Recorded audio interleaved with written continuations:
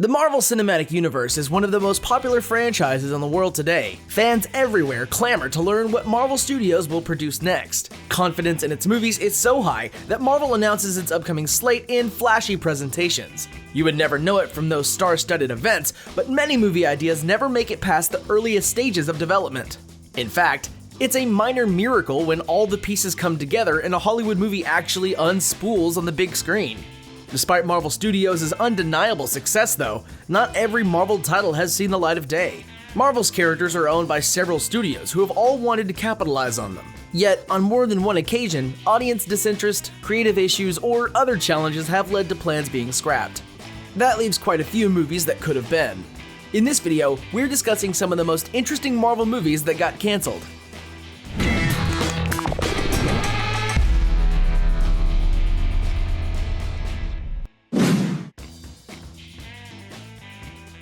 One of the characters that helped usher in our current age of superhero movies was Spider-Man. Spidey's self-titled movie, directed by Sam Raimi, swung into theaters in 2002 with Tobey Maguire as the web-slinging hero. Both that film and its sequel, Spider-Man 2, are still regarded as some of the best comic book movies of all time. Then came the debacle that was Spider-Man 3. Between too many villains, a terrible depiction of Venom, and an out-of-character Peter Parker, the movie disappointed and baffled fans. Nonetheless, the movie made enough money that Sony, the studio behind the film, was prepared to move ahead with Spider-Man 4. The movie could have redeemed the franchise, and Sam Raimi, who wasn't happy with Spider-Man 3 after the studio interfered with it, was determined to make it the best of the series. He was planning to bring in two villains that are now part of the MCU's incarnation of the Wallcrawler, Vulture and Mysterio. Vulture would have been played by John Malkovich, and Mysterio would have been played by Bruce Campbell in a cameo. Unfortunately, the studio once again made demands of Raimi. Sony wanted Raimi to deliver the movie on a shorter timeline than he wanted. Believing he couldn't deliver the best film in the allotted time, Raimi ended up walking away from the project.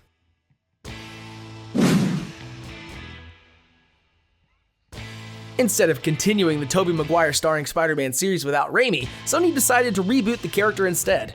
This led to The Amazing Spider-Man, with Andrew Garfield taking over as the web-slinger. While this first film was adequate, The Amazing Spider-Man 2 was another big disappointment. However, Sony had already announced plans for the third and fourth films in the series. While little is known about the fourth film, the third would have seen Norman Osborn and Peter's father return. After The Amazing Spider-Man 2 underperformed at the box office though, Sony decided to scrap those plans. Instead, they struck a deal with Marvel Studios and once again rebooted Spider-Man for the MCU. This time the character was brought to life by Tom Holland. With 2 standalone movies to his name and 3 appearances in other MCU films, the third time's proving to be the charm for Spider-Man.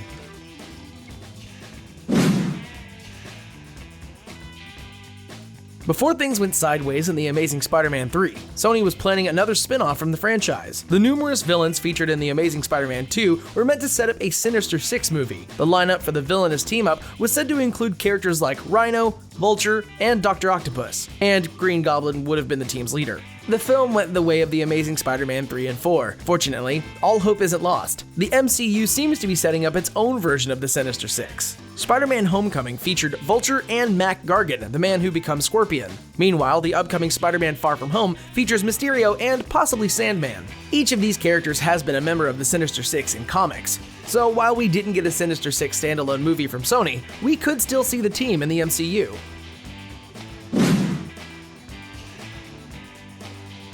Yet another movie stemming from Spider-Man's vast rogues gallery is Silver and Black. This idea was hatched when Sony was making plans to continue the Amazing Spider-Man franchise. The studio continued to develop Silver and Black even after the Amazing Spider-Man franchise was no more. The movie would focus on Spidey baddies Black Cat and Silver Sable as they partner up to undertake an international heist. As of August 2018, however, the movie was cancelled. Instead, Sony decided each character would be getting their very own solo movies. Last year's Venom was a surprise hit for the studio, so Sony is continuing to develop and produce films based on the Spider-Man villains they own. They plan to produce a Black Cat film first and a Silver Sable movie coming later.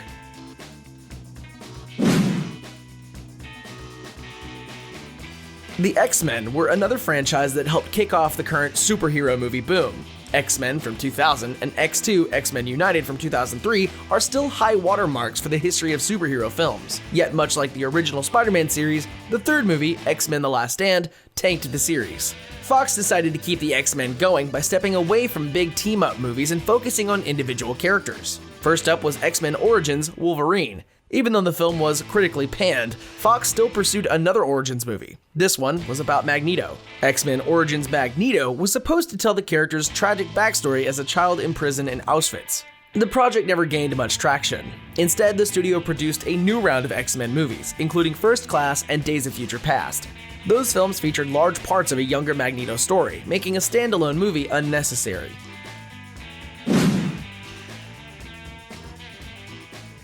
Marvel has been developing a Power Pack movie since the mid-2000s. This superhero team of preteen siblings all have unique powers.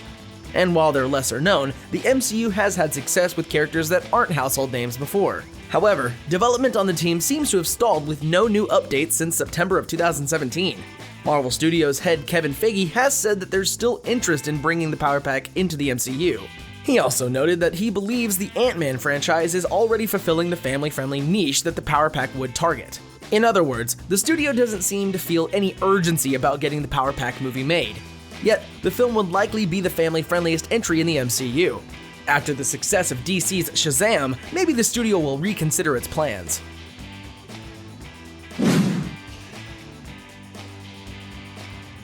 In 2013, Marvel Studios' Feige said he was confident an Inhumans movie would be made. This was before Disney bought Fox. So, at that time, Marvel, which was owned by Disney, didn't have access to the Fox-owned X-Men. So the Inhumans were supposed to be the MCU's answer to Fox's popular franchise. However, the film was canceled when Marvel Studios and Marvel Entertainment, the division responsible for TV, came to blows. Marvel Studios canceled the movie, leading Marvel Entertainment to move forward with an Inhumans TV series. And anyone familiar with the MCU knows that this is one of the biggest blunders in the franchise's history. Every aspect of the show was awful, from its story, to its effects, to its costumes. After 10 grueling episodes were broadcast in 2017, the show was canceled. Since then, Fox and Disney have merged, giving the MCU access to the X-Men. As a result, it's unlikely the Inhumans will come up again in the MCU anytime soon. Namor the Submariner is essentially the Marvel version of Aquaman.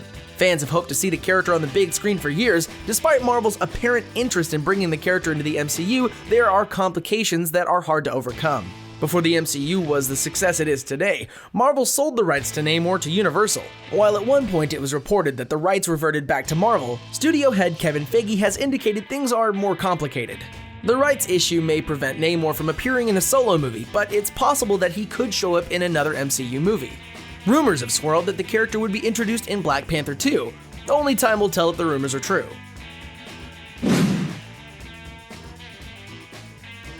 The Incredible Hulk is certainly the black sheep of the MCU. Starring Edward Norton as the angry green giant, the movie was the second MCU entry after Iron Man. The movie wasn't terrible, but it didn't make an impression the same way some of the other early MCU films did. Despite that, the movie was clearly setting up for a sequel, and once Norton was out and Mark Ruffalo made his debut as the Hulk in the Avengers, plans for The Incredible Hulk 2 were announced. The movie was supposed to happen after Avengers Age of Ultron and focus on what the Hulk did after leaving Earth. However, Marvel Studios doesn't own all the rights to the characters. Universal still controls part of them, so instead of going with a solo outing, Marvel decided to wrap Hulk's story into Thor Ragnarok. Way back in the 1970s and 80s, the TV series version of The Incredible Hulk was incredibly popular. Starring Bill Bixby as David Banner and Lou Ferrigno as his rageaholic alter ego, the Hulk met his demise in a 1990 TV movie. However, plans were in motion to keep things going by introducing Banner's cousin, Jennifer Walters, the woman who became She-Hulk. Bridget Nielsen was set to play the role, and Larry Cohen was announced as the director. Early publicity material was even released for the film, however the movie was canceled before things progressed too far.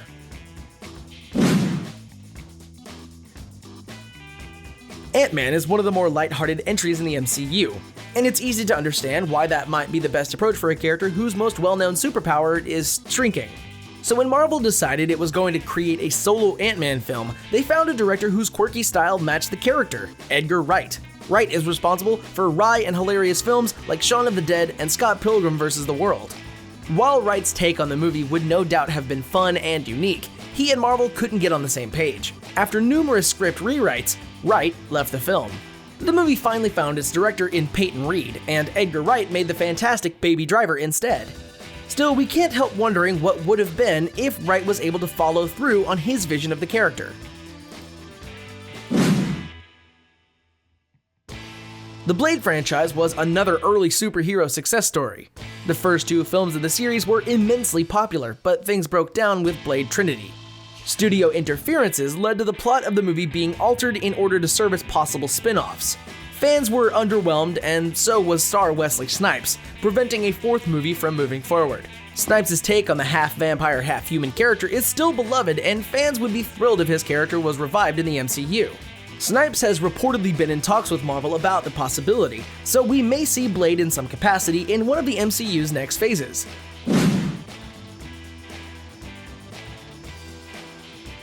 A movie centering on the Marvel villain Taskmaster was being discussed as the MCU got rolling in 2008.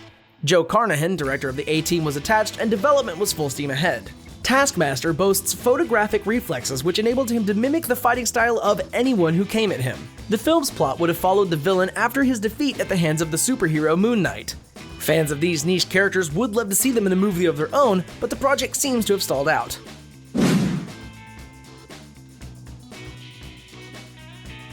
Before the MCU made Doctor Strange in 2016, directed by Scott Derrickson, there were some other names attached to the project. Famed writer Neil Gaiman and visionary director Guillermo del Toro discussed collaborating on the film in 2007. The idea never got past the pitch stage as Marvel wanted to focus on mounting the MCU at the time. It's impossible not to find the possibility of a Del Toro and Gaiman Doctor Strange tantalizing though. The pair are 2 of the most creative minds working in genre entertainment today. The MCU's Doctor Strange is a good film and the most visually stunning in the franchise so far. However, it would have been exciting to see the imaginative ways Del Toro and Gaiman would have molded the material. After the initial success of Fantastic Four in 2005, Fox started making plans for sequels and spin-offs. The second movie in the series, Fantastic Four: Rise of the Silver Surfer, was meant to introduce the Cosmic Surfer for a solo spin-off film. Unfortunately, that movie fizzled and ended the franchise. Plus, fans never really embraced that version of the Silver Surfer.